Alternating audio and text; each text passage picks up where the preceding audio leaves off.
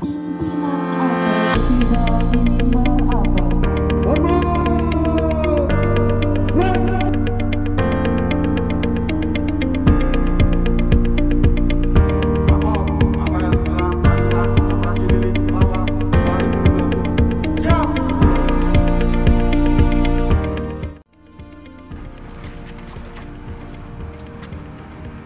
Apel gelar pasukan ini dilaksanakan sebagai bentuk pengecekan akhir kesiapan pelaksanaan Operasi Lilin 2020 dalam rangka pengamanan perayaan Natal tahun 2020 dan Tahun Baru 2021, baik dari aspek personil, sarana prasarana, serta keterlibatan unsur terkait seperti TNI, Pemda, dan mitra Kamtibmas lainnya.